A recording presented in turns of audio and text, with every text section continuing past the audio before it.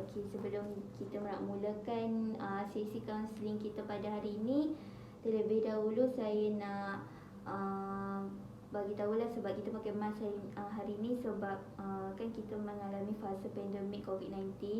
Jadi kita terpaksa ada kita punya SOP untuk kita jaga keselamatan diri kita sendiri. Okey, jadi sebelum saya nak mulakan perbincangan dengan lebih lanjut lagi, saya nak ucapkan terima kasih kepada Izzah sebab sudi datang pada sesi kaunseling kita pada hari ini lah. Sama-sama. Okey, sebelum tu saya nak tanya macam mana hari ni, sihat ke tidak ke, macam mana? Alhamdulillah sihat je. Okey, alhamdulillah. Okey, dah makan dah petang ni? Alhamdulillah dah makan ringan-ringan je tadi. Alhamdulillah, saya pun baru sudah makan tadi. Okey, alhamdulillah. Okey. Sebelum saya nak mulakan, saya nak jalankan sesi kaunseling kita pada hari ini, saya nak tanya, pernah tak Izzah terlibat dengan mana-mana sesi kaunseling, tak kisahlah sesi kaunseling individu ataupun sesi kaunseling kelompok? Sebab kita ada 2 sesi kaunseling tau.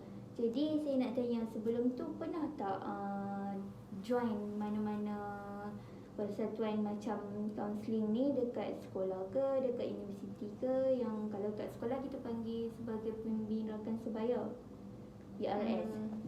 Saya setakat ni tak pernah lagi lah join mana-mana sesi kaunseling ni. Maksudnya ni yang kali pertama. Oh, kali pertama. Alhamdulillah dapat kita berjumpa hari ni ya.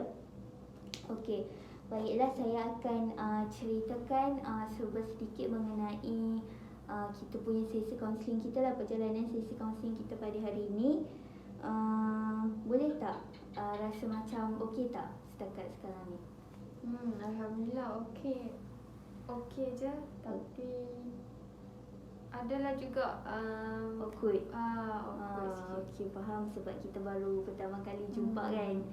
Okey, so jadi saya nak perkenalkan diri saya dulu sebelum saya nak mulakan sesi ni. Saya nak perkenalkan sedikit mengenai latar belakang saya. Nama saya Julia binti Muhammad Adnan. Saya merupakan kaunselor Izzah lah pada hari ni. Okey, untuk sesi kita hari ini merupakan sesi kaunseling individu. Kiranya kaunseling individu ni antara kaunselor dengan klien je. Kalau kelompok dia ada dalam lebih kurang macam 4 orang hingga ke 6 orang sekali dengan kaunselor. Jadi saya ni bersama-sama dengan awak untuk mendengar, memahami dan membantu dalam mencari segala penyelesaian lah untuk masalah awak ni. Dan apa yang awak nak cerita kat saya ni adalah termaktub dalam akta kaunseling. Jadi Izzah boleh ceritakanlah sebarang ataupun masalah ataupun isu yang sedang Izzah alami sekarang ni, tak kisahlah dari segi pendidikan ke, dari segi pembelajaran ke, dari segi tekanan stres kat rumah ke, tak kisah. Dan saya sendiri sebagai kaunselor tidak boleh berkongsikan cerita ni dekat siapa-siapa pun sebab ni kira macam sulit lah antara saya dengan klien. Namun seandainya perkara tersebut boleh mendatangkan kemudaratan kepada klien, saya akan mempertimbangkanlah dan boleh untuk membuat laporan ataupun menceritakan kepada pihak yang sepatutnya. Kiranya kalau saya macam tak mampu untuk nak menyelesaikan ataupun memberi sebarang apa-apa cadangan, saya kena bawa benda ni kepada pihak yang lebih arif lah.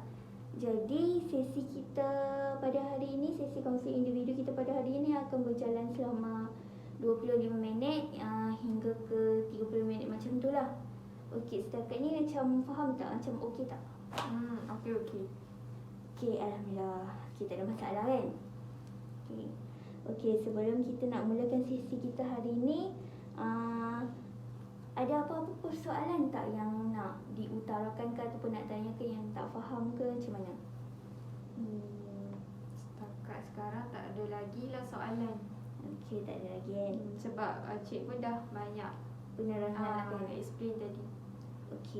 Okey, untuk nak mulakan sesi kaunseling individu kita pada hari ini, saya nak tahulah, tadi saya dah perkenalkan diri saya dan saya nak tahulah latar belakang biodata klien saya ni macam mana.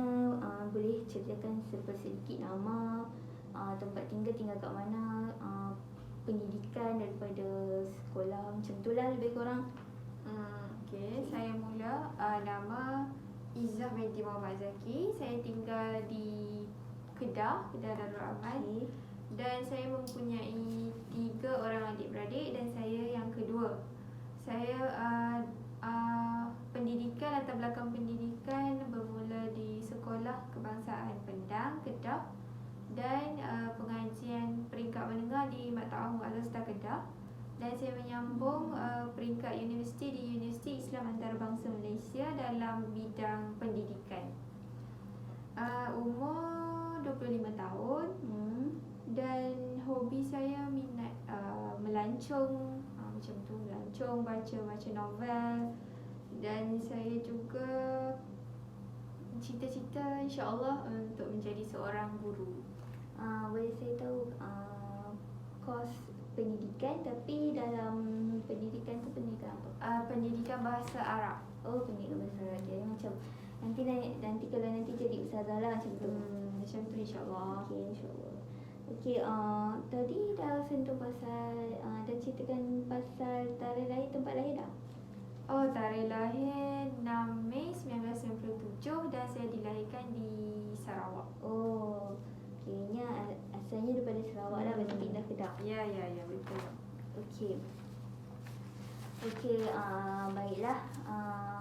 Hari ni agak-agak apa yang awak nak ceritakan dengan saya pada hari ni? Masalah macam apa-apa saja masalah, tak kisahlah pasal stres ke, pasal tekanan dekat rumah ke, pasal kawan-kawan, percintaan pun boleh, tak kisah.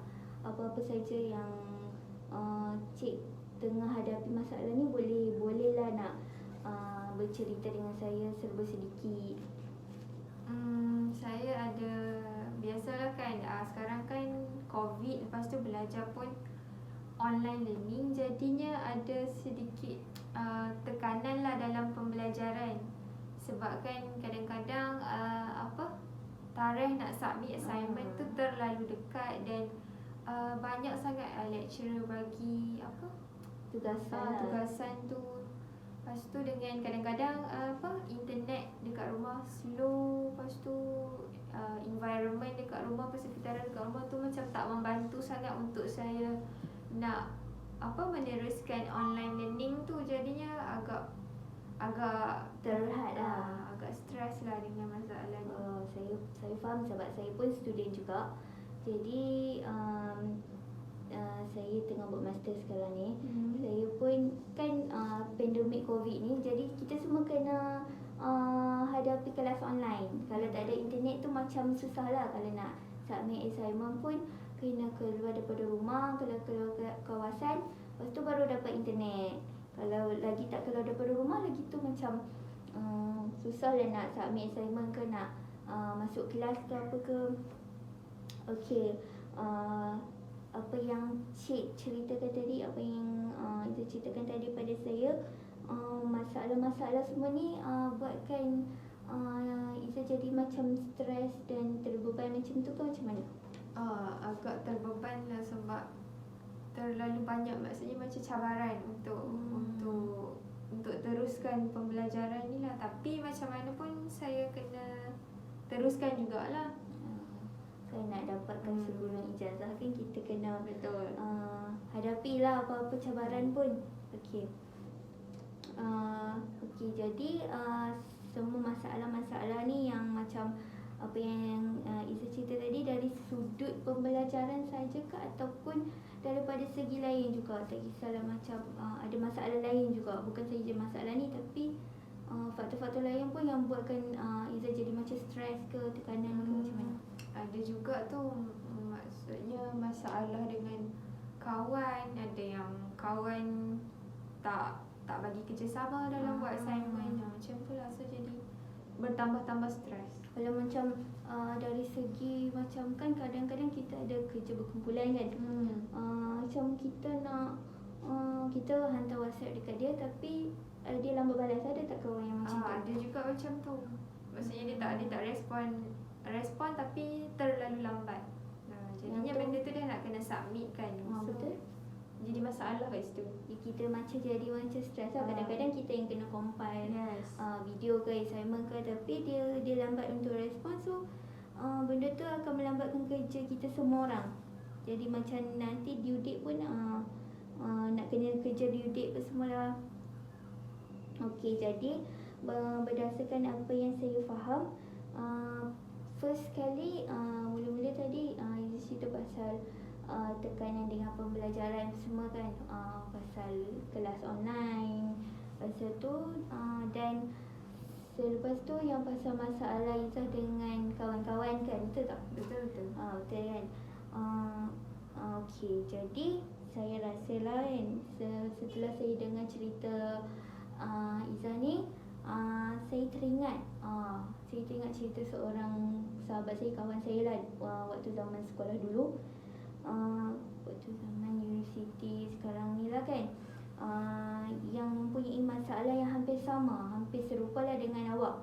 Okey, dia ni merupakan anak sulung daripada 5 adik-beradik.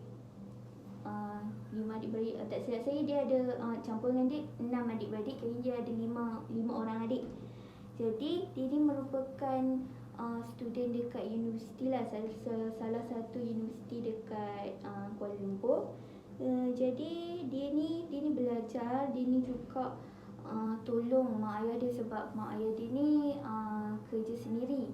Jadi macam susah lah untuk mak ayah dia nak kemas rumah ke apa ke, nak jaga adik-adik ke, sebab kerja sendiri kan kadang-kadang macam waktu pun tak menentu. Kalau kita kerja office, kita keluar pukul 8 contoh, balik pukul 5.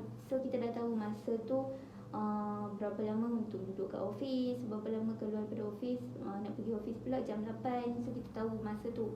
Jadi kalau macam mak ayah dia ni, dia kerja sendiri, so kadang-kadang malam pun kena keluar, kadang-kadang tengah awal-awal pagi semua tu kan. Okey, jadi dia pun hadapi kelas online juga macam kita ni. Okey, dia kena bantu mak dia kemas rumah, dia pun kena jaga adik-adik dia sebab tak ada siapa-siapa kat rumah kan. Jadi hari cuti pula, dia kena buat, macam kita kena buat assignment juga kan. Kadang-kadang kita kena buat assignment waktu cuti sebab sebelum tu kita ada kelas.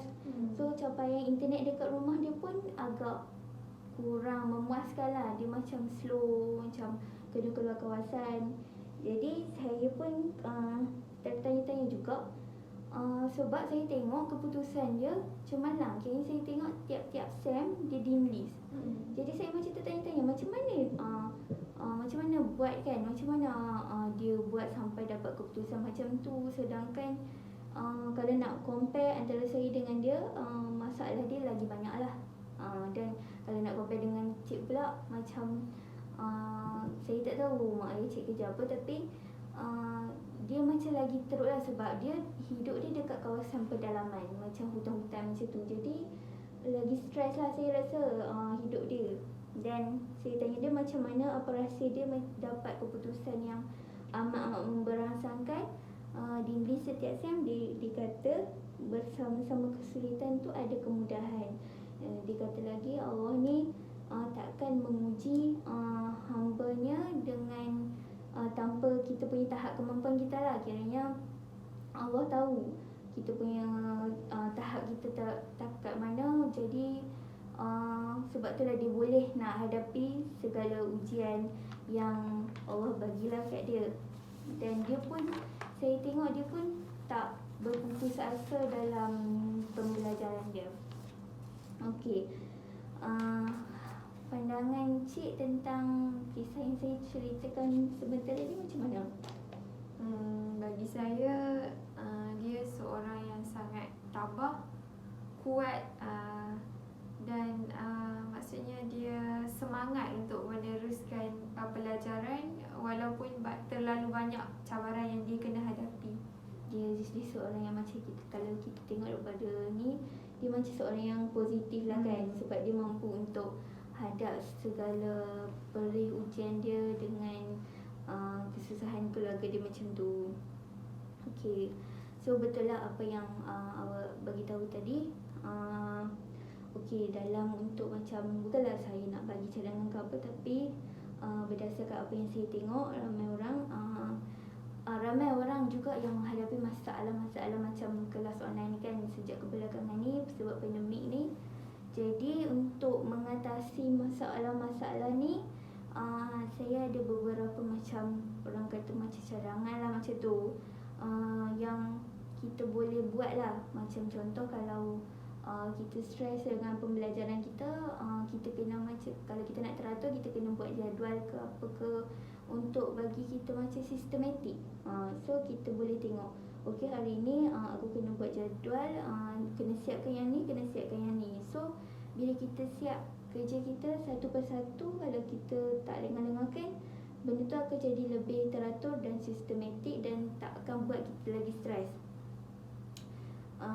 Dengan ada jadual kerja yang tersusun, barulah kita macam boleh fokus kat kelas dan kita tidak stres. Tapi janganlah sampai kita macam terlalu nak buat kerja tu sampai kita lupa nak restkan minda kita, nak macam nak berjalan-jalan pun sampai tak boleh. Janganlah macam tu. Kita kena luangkan masa untuk minda kita juga. Contohnya kita pergi berjalan-jalan ke, shopping ke, tak kisahlah. Sebab kalau fikiran kita ni macam dah serabut, dia akan lagi kita bertambah stres, bertambah tertekan lah. Jadi kita kena ambil lah, curilah masa serba sedikit tu untuk kita keluar daripada rumah ke, tengok pohon-pohon hijau ke. Okey, seterusnya mengenai berkawan tadi lah, pasal kawan tadi kan, ramai juga orang yang ada masalah pasal persahabatan ni kan. Okey, awak boleh meluangkan lebih masa ataupun cuba check dia secara personal, tanya, mungkin dia juga ada masalah macam kita kan.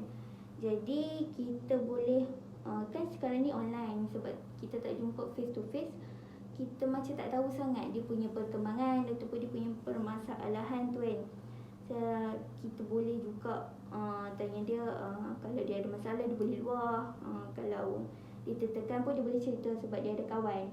Jadi kita serba sedikit pada tu kita boleh tahu dia ni okey ke ataupun tak ke, macam mana kan. Okey, macam mana? Okey tak apa yang saya terangkan tadi, apa yang saya jelaskan tadi? Saya rasa saya akan cuba berdepan dengan cadangan yang diberikan oleh Puan, dan insya-Allah saya akan lebih maksudnya menyediakan jadual dengan lebih sistematik dan teratur, dan masa dengan kawan, maksudnya saya akan cuba perbaiki, cuba tanya dia ada masalah ke macam mana. Macam tu lah. Okey, bagus tu. Saya punya dengar semangat awak yang macam berkobar-kobar kan. Sebab macam ni lah yang kita nak kan. Perubahan demi perubahan dalam hidup kita. Jadi memandangkan masa kita pun dah nak habis, dah nak hampir tamat. Ada apa-apa lagi tak setakat ini yang macam cik nak kongsikan dengan saya ke, masalah lain ke, macam mana? Setakat ini tak ada, sebab Puan pun dah terbagi cadangan yang insya-Allah saya cuba praktikkan. Okey, jadi sebelum kita berakhir sesi kaunseling individu kita pada hari ini, saya doakanlah agar awak sentiasa tabah dengan segala ujian dan sentiasa berfikiran positif lah. Sebab dengan berfikiran positif ni kita akan jadi lebih macam tenang dalam nak menangani masalah, nak buat keputusan senang, dan tak berputus asa. Kalau ada ujian lain pun selepas ni macam kira macam okey. Dan kita kena berdoalah ke Allah juga supaya urusan kita ni dipermudahkan oleh dia dan kita boleh teruskan hidup kembali normal macam biasalah, insya-Allah. Okey, Izzah, saya rasa sesi kaunseling individu kita pada hari ini tamat di sini saja. Terima kasih kerana sudi meluangkan masa dengan saya untuk bagi tahu sedikit tentang masalah dan awak punya luahan tu lah. Terima kasih. Sama-sama. Okey, Assalamualaikum warahmatullahi wabarakatuh. Waalaikumsalam warahmatullahi wabarakatuh.